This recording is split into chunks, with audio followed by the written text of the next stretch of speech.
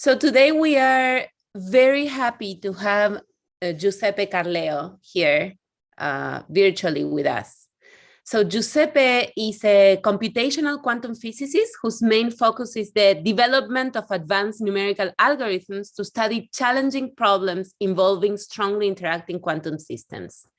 He's best known for the introduction of machine learning techniques to study both equilibrium and dynamical properties based on a neural network representation of quantum states, as well as for the time-dependent variational Monte Carlo method.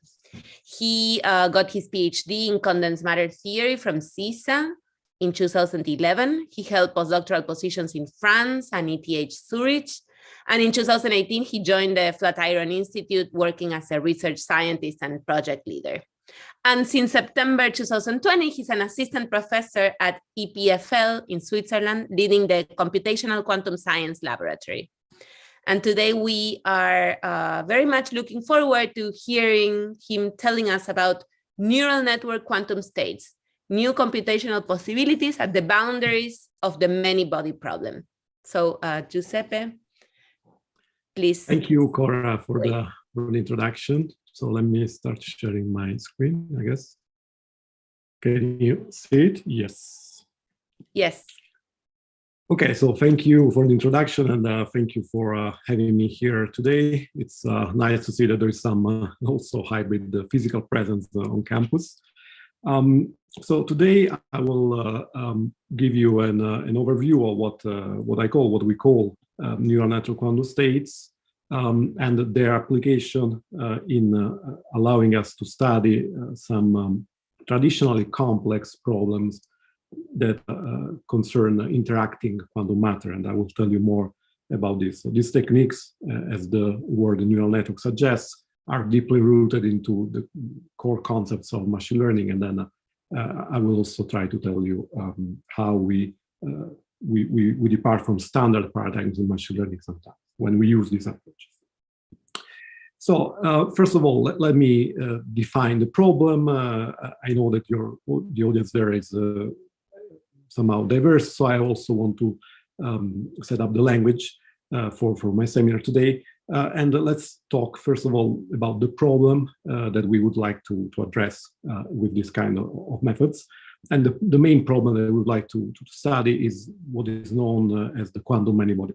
So what is the quantum many-body problem? So essentially, it's the problem of studying interacting quantum matter that is relevant, for example, to study all essentially properties of chemical, or in chemistry of materials, in material science, but also, for example, in atomic physics and nuclear physics, so essentially everything that involves strong interactions among elementary constituents of matter falls in this arena of this quantum many-body problem, and also in the other, if you want, area which is about trying to control the effects that arise because of many-body interactions, such as entanglement, in, for example, quantum computing and quantum simulation. So trying to understand how matter behaves when it's strongly interacting is the main problem we would like to address. And as you know, as a small refresher, if you want to try to describe quantum matter, you have to deal with the bizarre consequences of quantum mechanics, and one of those is that the state of a quantum system, for example, here I'm taking the simplest quantum system, a single spin, 1/2, is described by a vector, so a state vector, and the probability, the only thing that is well defined in this context, I mean, are the coefficients of this vector that are the amplitudes of the wave function, and then you can determine, for example, the probability of observing a spin up or down as the square of these coefficients, right? When you have a single spin, there's no problem at all, so we wouldn't be here speaking about how to theoretically describe this system, because indeed it's enough to have a knowledge of these two coefficients. However, the main problem arises when you have many of these spins, when you have many of these interacting particles. I'm taking the case of spins because it's conceptually simpler than other cases, but the features are the same. The features of this many-body problem are the same, and the main issue is that the quantum state, so this huge vector, if you want, that describes the many-body properties of the system, the physical properties of your system, is now, in principle, linear combination of exponentially many, so in this case, 2 to the n possible states that are the basis vectors of your quantum system. So in turn, this implies that if you want to try to describe exactly this object, in principle, you will need to store or to have a knowledge of these 2 to the n or exponentially many coefficients. And if you have a lot of atoms, this is really not feasible, to the point that this is a famous quote that I like by a Nobel laureate in chemistry, Walter Kohn, who stated that we can think of this many-body wave function, or this many-body state, really as a monster that lives in this very high-dimensional space of quantum states. Now, the main problem that we would like to solve with these monsters, or we would like to determine these monsters of this quantum state, is the famous Schrödinger equation. So, for example, we would like to find the ground state, which is the state that has the lowest energy given a certain Hamiltonian that describes, for example, the interaction of your system. Typically, this is described in terms of diagonalizing a sparse Hamiltonian that contains, again, all the interactions of your system. However, if you think about solving this problem on a computer, on a classic computer, let's say that you have available, you immediately realize that the amount of memory that you need just to store this vector that corresponds to the physical properties of your system is really an extremely limiting factor for computations. So here I like to plot as a function of time the amount of storage capabilities that humanity has evolved into, starting from ancient technology based on writing things on books or on pieces of paper, up to the most advanced or recent storage systems that you have in supercomputing facilities. For example, this is Summit in 2019. It was essentially the largest supercomputer of the time. And I like to convert this storage capability in terms of how many spins or how many qubits or how many particles, if you want, or these simple particles you can store if you write, for example, these coefficients of the wave function by hand on a piece of paper. And you see that in essentially 5,000 years, we've been able to improve, but only marginally from in principle, how many qubits we can store on a piece of paper, from 10 qubits to 54 qubits, which is what you would be able to store on if you were using the old Summit to store this amount of information. And this is really a stark image of this exponential growth in the number of stores that you need when you try to store and when you try to describe in full the wave function of a quantum system. And this is going to be limited intrinsically by the amount of information that you can imagine to have on a physical device on our planet. And this is hardly bounded by the number of atoms, for example, that we have on our planet, that would tell you, if you do a rough estimation, that we can store at most a wave function for 100 spins, which is really not a lot if you want to store properties of many, if you want to analyze the properties of large materials, for example. Now, how can we then go around this issue of essentially exponential growth of the information that is stored into a wave function?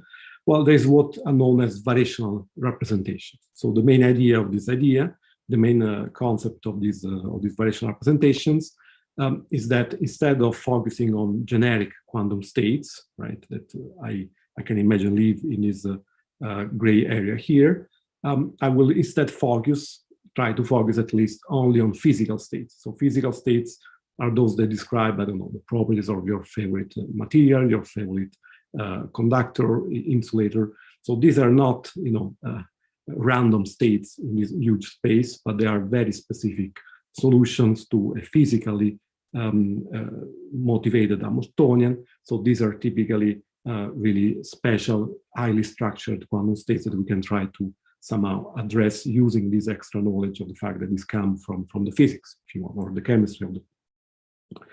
And in practice, what I'm going to do in the following is that I'm going to use these representations where instead of brutally storing all these 2 to the n coefficients, exponentially many coefficients, I will try instead to have some representation of these coefficients in terms of functions that are parameterized by a set, possibly large number of parameters that here I call W. So this set of quantum states now that are described by this small number of parameters W is going to span a smaller region of this space of possible quantum wave functions.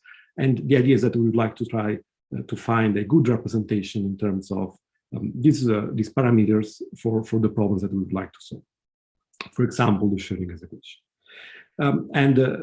Traditionally, this program of using variational representations has been very fruitful in physics and also in other fields, in mathematics, but especially in physics, where trying to parameterize specific physical states has led to, for example, the qualitative understanding of what happens in superconductivity. So this is the case of the famous BCS wave functions that contain only a few, if you want, parameters, variational parameters, or other important wave functions that all carry, if you want, names of typically Nobel Prizes. For example, you have the Bethe-Ansatz, Laughlin states.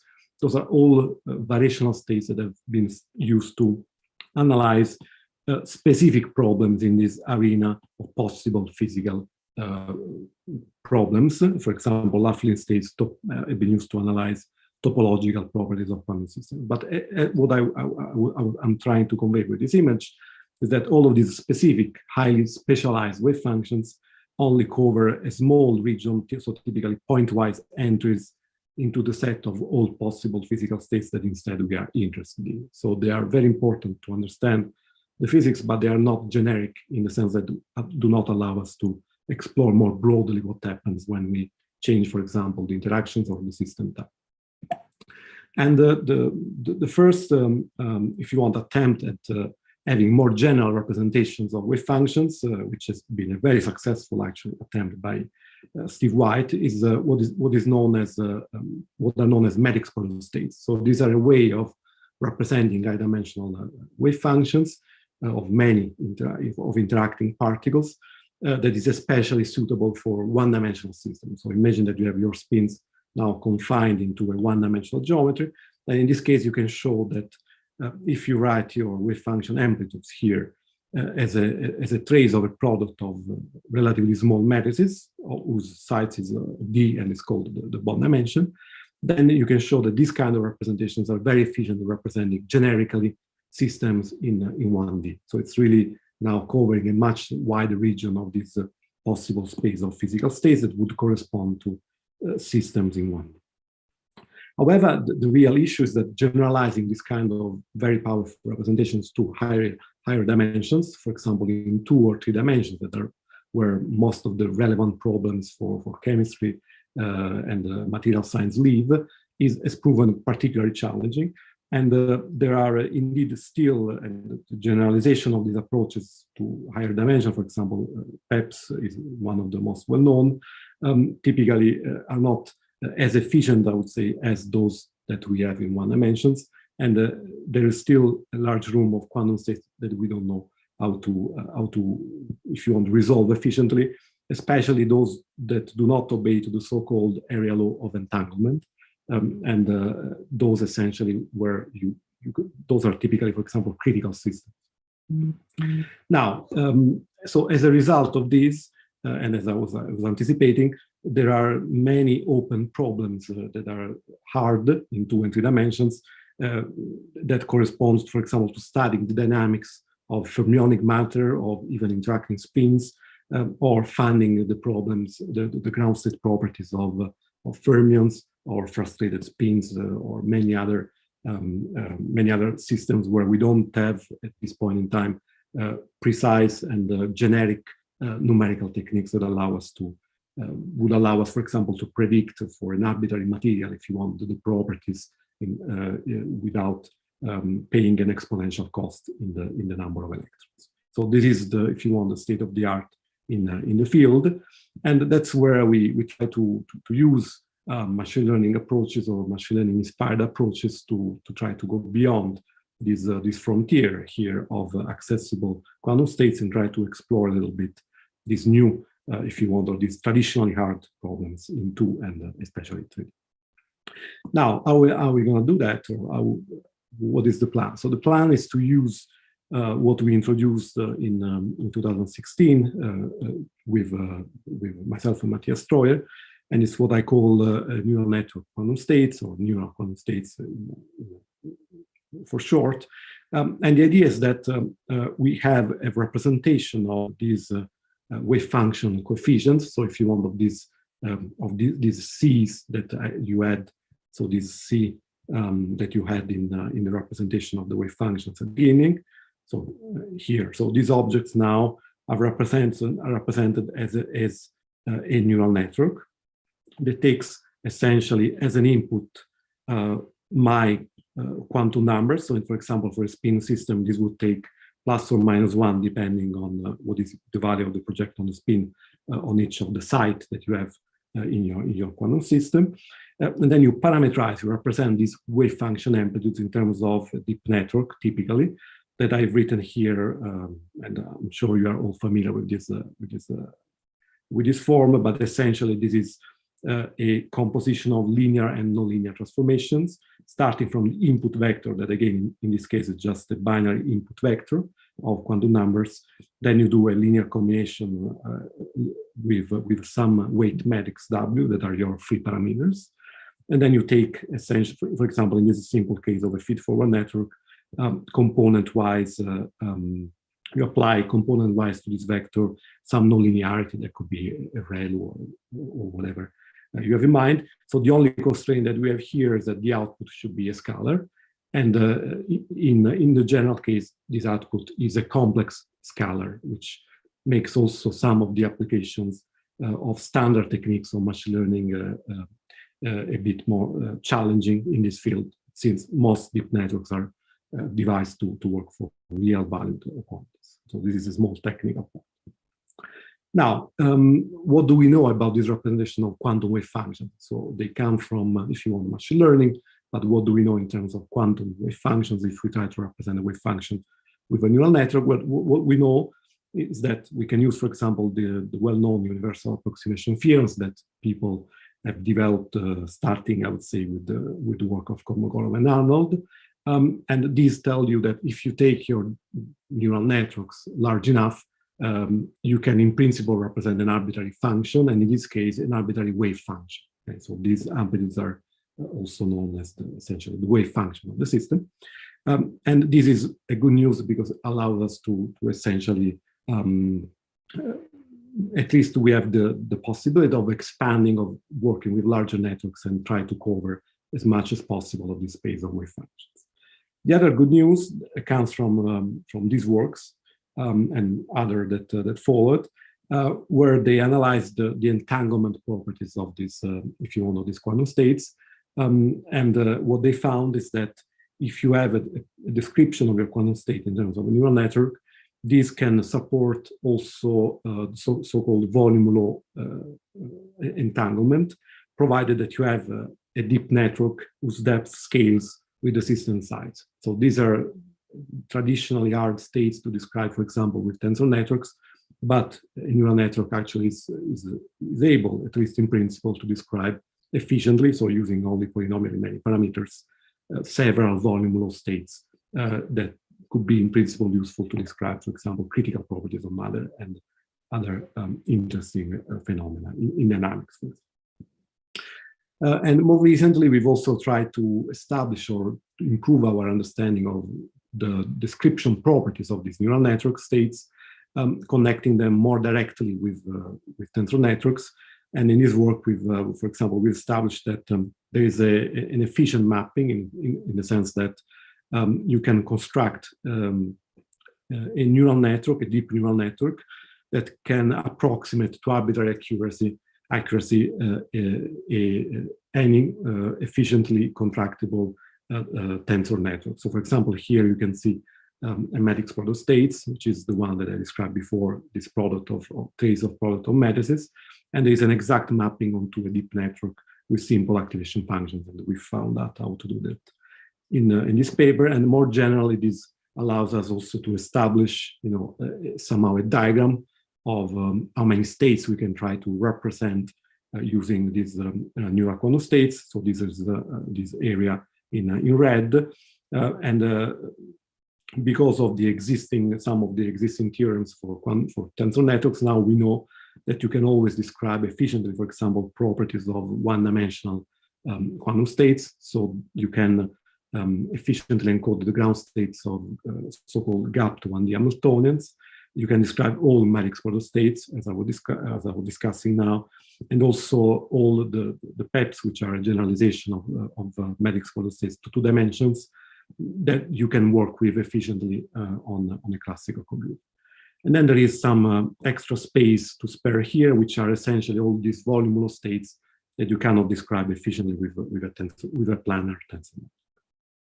So this is, if you want, a snapshot of our knowledge of how many or what kind of quantum states we can describe with these neural representations. Now, how do we use these representations in practice? So beside the fact that in principle they can be powerful representations of quantum states, well, we can use them, for example, to learn or to find a good representation of the ground state. So the ground state is the state with the lowest energy when you solve the Schrödinger equation. And to do that, we use the variational formulation of quantum mechanics. So essentially, we try to minimize the expected value of the energy over my variational state. So this will be a function of my parameters, of my neural network weights, for example. And the variational theorem tells us that this is strictly equal or larger or equal than the exact ground state energy. So if I minimize this object, and I can do that with, for example, stochastic gradient descent, I can try to find the best possible approximation of my ground state wave function with a neural network. So, and this is what is done in practice, for example, using a representation of these quantum expectation values in terms of statistical expectation values over this probability distribution, which is given by the modulus square of the wave function. I'm not going too much into the technical details of this. For those of you who are interested, you can ask me after. Now, let me give you some example applications of what we've done so far. So one toy, but not so toy, I would argue, model many of us have been focusing on in the past years to try to assess, for example, the accuracy of these approaches are what are known as frustrated spins. So these are models of two-dimensional spins that are placed on a square lattice. And they interact through some nearest neighbor interactions, J1, that are essentially on these bonds that are either horizontal or vertical in this square lattice. And they also have interactions that are proportional instead to J2, which is a diagonal, if you want, interaction, for example, between this spin here and this spin here, okay? And also this one and this one. So this model is a simplified model of what happens in magnets. In some family of magnets, at least. And it's particularly interesting because, from a computational point of view, because we don't know how to solve it exactly or even approximately using, if you want, the best of the technology we have in this field. And there is, for example, an open question: what if there is a phase of matter that intervenes between these two extreme limits? As a function of this parameter J2. So if we can tune this interaction J2 over J1 in order to try to see if we can stabilize what is known as a disordered spin phase that is in between an ordered Nel phase. So red means, for example, that your spin will be up, and blue means that your spin will be down, and some other order phases like this one. So the question is if there is some disordered state in the middle that is non-magnetic, essentially. Now, to show you also the progress in the field that we've had since the first paper in 2016, I like to show this plot because it tells you. So this is a plot essentially of the error that we make. So this is the relative error. Sorry, I didn't write it. That we make delta E over E. So this is the error that we make using these neural network representations. When we try to represent the ground state. Okay, so these were results that we obtained in the first paper, where we were increasing the width, in this case, of a very shallow, actually super shallow network, and we were showing that we could systematically improve and decrease the error by, if you want, increasing the width of my neural. So these were obtained in the so-called Heisenberg limit, which is the case when J2 in the previous Hamiltonian is equal to 0. However, it turns out that if you go deeper, not too surprisingly, so if you start going and you start using deeper networks, for example, like as we did in 2019, your error goes down accordingly. And more recently, this is in 2020, you can get, essentially a point which is out of the scale of the original plot in terms of accuracy. And you see that we have errors of the order of 10 to the minus 5 that essentially allow you to solve this problem exactly, not only for the energy, but also for other properties of interest. So the message here is that by increasing the depth here, we really see a significant improvement also with respect to other techniques, variational techniques. Now, the question is, however, what happens when you turn on this J2 interaction strength, which is the case where the problem becomes really hard to solve. And this is this diagram that we obtained in 2019. And it's the essentially a difference in energy between different techniques that try to compute the best approximation for the ground state energy. So here we don't know the exact ground state energy, we only know approximate solutions. And essentially we claim that the energy with the lowest energy, the solution with the lowest energy would be the best approximation of the problem in this metric. And it turns out then that if you see points in this part of the diagram, it means that our NQS, neural network quantum states representations, are more accurate because our energy are lower.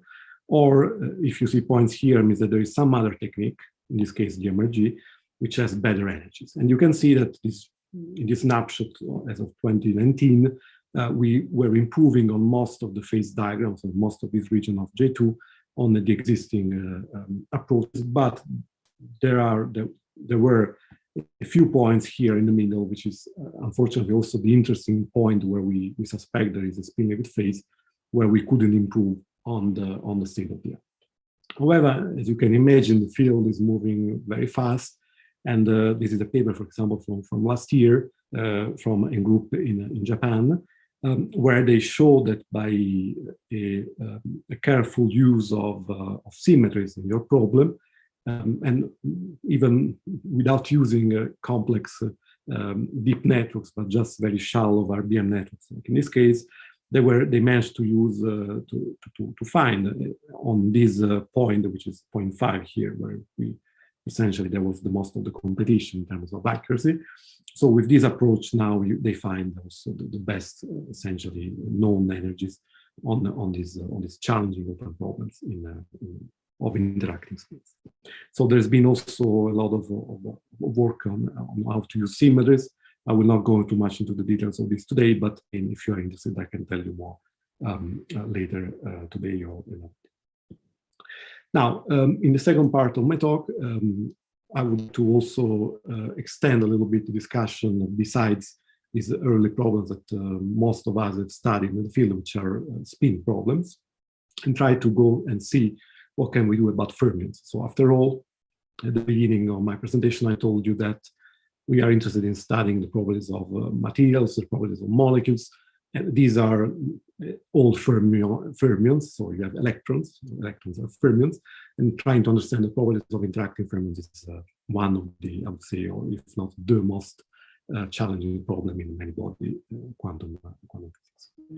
So how are we going to attack this problem? There are many ways, many lines of attack. So I will just describe today two. There are more recent ones, but they are more specialized, and I will not address them today. So the first line of attack here is to map fermions back to spin. Okay, so after all, I told you that we've found decent results, pretty good results on spins. So why not mapping or try to represent fermions as spins, right? And this is essentially what we did in this first work in collaboration with IBM, where we used a few known mappings. For example, this Jordan-Wigner mapping that allows you to map your fermionic problem of electrons, for example, onto a problem of spins. And just to give you one technical pointer to this, so the idea is that you have your fermionic operator C, and you can map them, this is a very well-known idea from Jordan and Wigner, you can map these fermionic operators onto spin operators, provided that you insert a string of SZ if you want spins that intervene between 0 and j in this case. Now, so this allows you to straightforwardly actually map any fermionic Hamiltonian of electrons onto a suitable spin Hamiltonian that then we can try to solve with our techniques such as those that I was describing before. Just to give you a taste of what we did in the context of chemistry. So these are the, for example, the dissociation curves for two diatomic molecules. So carbon and nitrogen, diatomic carbon and diatomic nitrogen. So this is the energy when you try to pull apart these two atoms. And you see that, so these molecules are small enough that we know how to solve them exactly with other approaches, but they're still a very good benchmark for variational methods. And the results that we obtain here are these RBM points, so these green dots here, so these green stars actually here in this plot. And you can see that we are able to describe with pretty good accuracy all the dissociation curve for both techniques for these small molecules. We are also able, for example, to improve clearly over the mean field solution, which is the Arthur-Fock solution here, but also on some other approaches, for example, these couple cluster methods on these small molecules. They are known to suffer, for example, from issues when you try to pull apart your bond, when you try to stretch your bonds too much. So this is what happens, for example, with these couple cluster methods, whereas our variational states tend to represent and tend to capture this bond stretching pretty accurately also in this region. I also want to mention that this is not the only possible method that, based on neural network quantum states, that has been put forward recently to study molecules. There have been other works, most notably those based on directly working with continuous space representations of your electrons. So when you work with this method that I just described here, our approach, you have to discretize space, so to speak, and work with a discrete Hamiltonian. Here, instead, you work directly with a continuous space representation of your fermions. And these are all works that have developed on, I would say, a seminal work by one of your fellows, Dilua, which is known as the neural network backflow idea. But in essence, they have a way of parameterizing correlations also in continuous space using neural network representations of these correlations, similarly to what we do for spin systems. And this is a plot I took from this recent paper from collaboration from NASA and universities.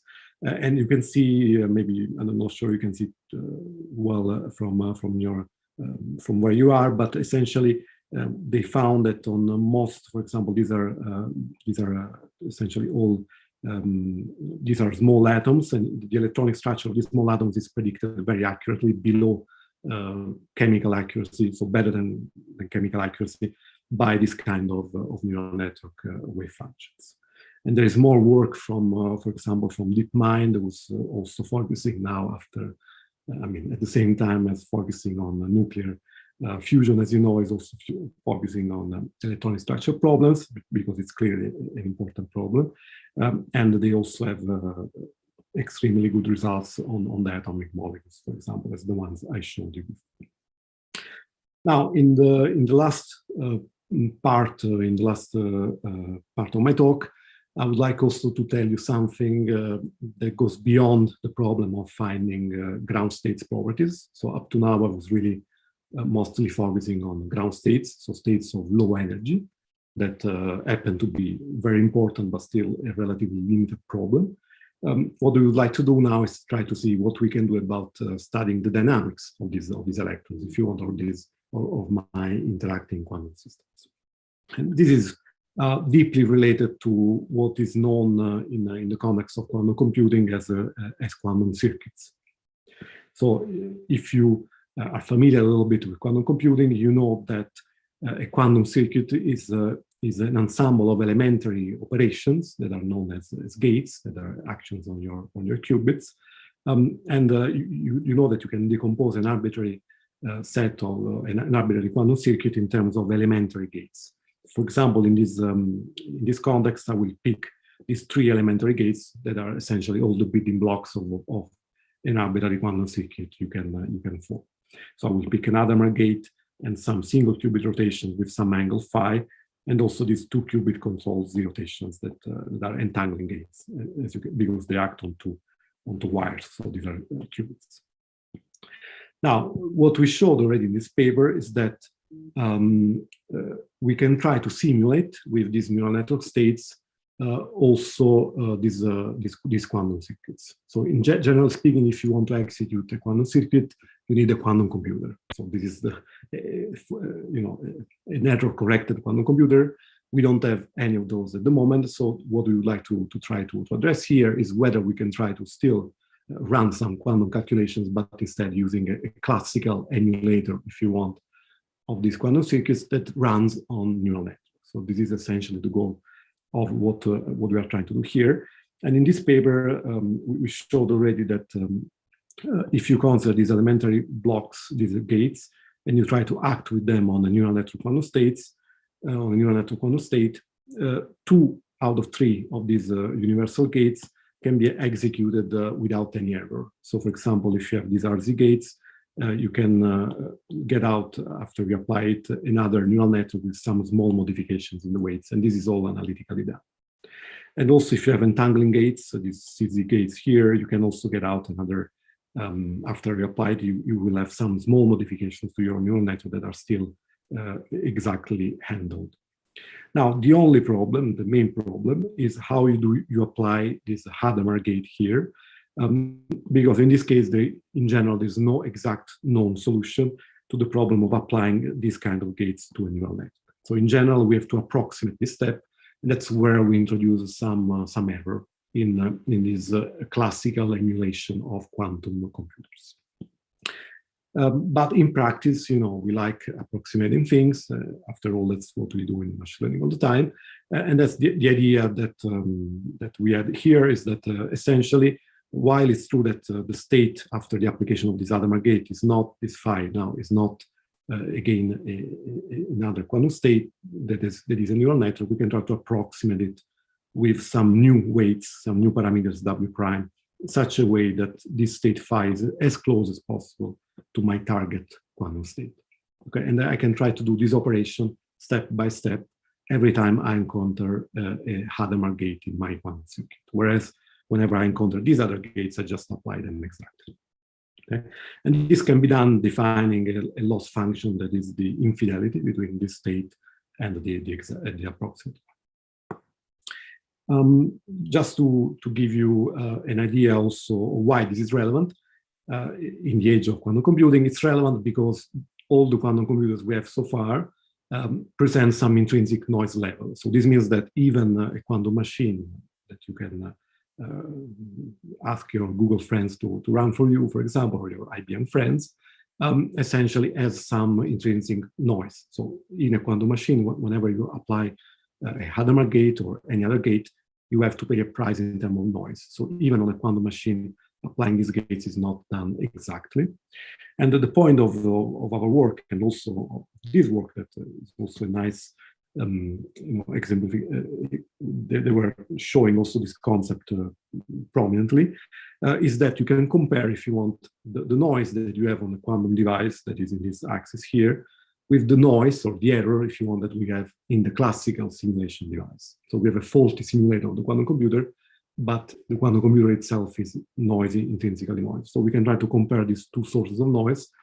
And so this is what we try to do in this paper, and we show that if you consider some 20 qubit systems, the noise level that you need to have on single qubits on a quantum computer is of around 10 to the minus 3 if you want to match the performance of a classical simulator running on very simple, shallow neural networks. So this can be, of course, improved even more on the classical side, and there's this tension, if you want, between the classical and the quantum simulators of quantum circuits.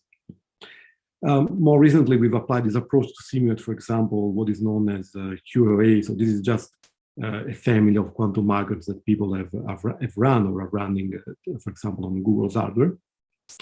And this is just schematically the quantum circuit that you have in this, you have to simulate classically if you run it on a neural network. And here, essentially, we have a bunch of entangling gates that are written here with these large, if you want, boxes that we can apply exactly. So there is no approximation here when we simulate this with neural networks. So the gates that we have to approximate are these Rx, which are essentially related to the Hadamard gates that I was telling you about. Now, just to show you how well this performs, again, so we try to do this for small quantum circuits where we can compare to the exact solution. So these are, for example, the final energies that you can measure after you run the circuit. And you see that typically we can reproduce pretty accurately also the energy profile of these relatively deep quantum circuits. And we can also go to relatively large depths. So just to show you, for example, one of the largest systems we've done, just as a reference, this kind of simulations, for example, can run on almost on a laptop. But here we were able to simulate, for example, 54 qubits, which is essentially the state of the art in terms of what is available on a quantum hardware at depths. So these are the depths of the quantum circuits that are pretty significant. So P equals 4 means 4 blocks of this repeating structure in these QA circuits. And you have these many gates. So you have around 500 or 600 gates in total. For example, this curve at P equals 4, which was the deepest circuit we were running, we estimated with the current hardware, quantum hardware, this would be very hard to realize on a quantum computer, whereas we have a good hint of what is going to happen using a classical simulator running on neural networks. So, of course, there is this approach can be extended to even larger qubit system, and there is this interesting question: at what point classical computing will become, in this context, significantly slower, if you want, in simulating the circuits compared to a quantum. This is also another slide that I want to show you, but there is also an advantage of simulating the circuits compared with tensor networks, which are these other approaches that I was discussing before, mostly because the quantum circuits that you have here contain a lot of entanglement. And using these neural networks is advantages because we can reach fidelities that are typically not addressable, for example, in this case of 54 qubits, by using an MPS, so this one-dimensional tensor network.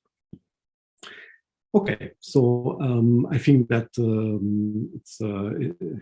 I'm almost on time for my conclusions and to show you a little bit an outlook of what I told you about today. So I told you mostly, after all, that was the title of my talk, about neural network quantum states. And I hope I convinced you that we have a way to express highly entangled states running on neural networks. And this is typically a good thing if you try to describe, for example, deep circuits, dynamics, even excited states. However, I just want to point out that there are many open, interesting problems in the field. The main open problem, if you want, that is, if you want, the problem of all machine learning is trying to understand what are the general guiding principles to construct these neural networks. And here, having also taking inspiration from physics, I think is particularly important. There is another problem that we are trying to we are learning to address more and more, but that is still open, which is how to efficiently enforce some symmetries. For example, SU2 symmetry is one of the symmetries that is typically hard to enforce in these simulations. And then there are other things that I told you about, for example, concerning fermions. There are several approaches that people are trying and they are developing. I just told you about two essentially during this talk, but this part of the story is very, very active. There are many developments that come out essentially every week, more or less. But here, for example, there are significant research questions that are open for for brilliant minds. For example, how to have representations of this fermionic system that still conserve the locality as much as we have in for spin systems. So it seems that there's intrinsic tensions between imposing locality and studying instead fermionic systems. If you want, another practical limitation is that for these simulations to be truly relevant for chemistry, we really need to scale this up to study more electrons, so larger systems. Again, we are doing a lot of progress, and with us, as I was mentioning, DeepMind and others, to go towards this direction, but still, you have to know that we are not there yet. So there's really room to extend these approaches to much larger systems than what we are currently.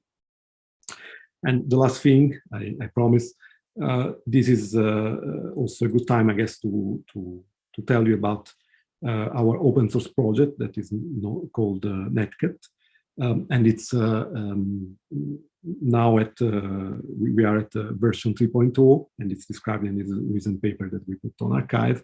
You can download it, and you will find most of the approaches and physically motivated neural network that I've told you about today implemented in this open source project. You can contribute, of course, and you're welcome to ask us questions on GitHub, for example, if you have any. So thank you. Thank you very much, Giuseppe, for a very interesting talk. Let's unmute ourselves to give a round of applause. Giuseppe. And if you have questions, please raise your virtual hand. I see one question here already in the YouTube channel. I will read it to you. So it's from Xiaojun Yao, who says 2 questions here. 1, how to generalize the method to describe density matrix rather than wave function. 2, how to generalize the method to describe bosons in continuous space. Yes, so this belongs to the family of things I didn't have time to discuss, but those are excellent questions. So density matrices, the idea is to, okay, I will write it down here, even though the title is, but essentially the idea is that you parameterize now your density matrix rho, x of x prime with some neural network that will take, if you want, twice as many inputs as compared instead with the wave function. So the idea is that you just double the input space, and then there are ways also to enforce, for example, that this matrix representation is positive definite. I can send you papers. Just write me an email. The other question was about bosons. Yes, in continuous space, that's what we've done recently. For example, okay, I don't have a pointer here to this, but essentially it's what you've seen done for fermions can be done also for bosons. We just have continuous representations of the wave function, and we know how to impose permutational invariance. Thank you. I see a question from Leo. Perhaps he wants to ask it out loud, and then D. Leo? Okay, I will read his question. It says, thanks for the nice talk. May I know whether the neural network state could represent any Mera tensor network as well? Right, so this is an excellent question. I don't want to be approximate here, so I don't know. We don't know. We have been thinking about this, but we are unsure at this point. Yes. I would say it's likely that the answer is yes, but again, we don't have a proof, so I don't know. D? Yeah, thanks Giuseppe for the nice talk. I just have a question when you talk about simulating content circuits. So like, for example, in Google, people, they do this content supremacy benchmarking. They also use a lot of tensor network techniques, especially when they have these random circuits, which seems to be more challenging, maybe than the QA-OA simulation, which has more structure. So I wonder whether you think this new network kernel state is also able to push forward maybe this randomized benchmarking for maybe more random common circuits. Yeah, right. So, yes. So the question is, what do we want to do with quantum computers? So do we want to generate random numbers, or do we want to do something useful, right? So in my opinion, QoA is a useful circuit to run, and that's why it is structured. I would argue that usefulness is related to structure, to the structure in the problem.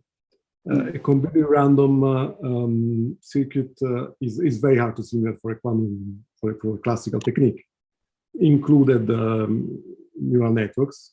Indeed, we are unable to simulate, if you want, with the same accuracy, Google circuit, just to be clear, the random circuit. But again, this, if you want, is philosophically outside of the region that I was telling you about at the beginning of relevant physical states. Those are random, hard distributed states that are not physical. So in a sense, I'm not worried about that because they are not what we're trying to do. Yeah. I see. Yeah, thanks a lot. Any other questions for Giuseppe? Jesse? We'll see if this works. MIT, you can hear us? Yes. Yeah. So thanks for the inspiring talk. And I'm wondering, for this case of the Hadamard only being able to be approximated, is that intrinsic to any time, any type of neuroquantum state that you could develop, or could you have been more clever in the choice of how you represented your neuroquantum state so that all three of these gates could have been done exactly? Yes, this is an excellent question. So, so if you were able, so let's put it like that, if you were able to simulate, to find an architecture that allows you to do all these three exactly, you would essentially show that the computational class BQP is equal to BPP, right? Which means that there is no advantage in using a quantum computer at all. Now, is this likely? It's largely believed to be unlikely. So we will stick to with the belief and say that it's unlikely we will be able to find a network. However, this doesn't mean that we cannot look for it. Even though it's unlikely we will find it. Yeah. I just want to mention though that there are special circuits. So for example, Clifford circuits, where that contains only Clifford gates, and these contain also Hadamard gates. And in that case, we know though how to find the neural networks that represent those. So it's just that if you take an arbitrary combination of these three gates, that you are not able. But if you take some special combination, so for example, in terms of Clifford gates, then we know exact solutions to this problem. So the real issue is really finding a generic solution to the problem, which is a very hard problem.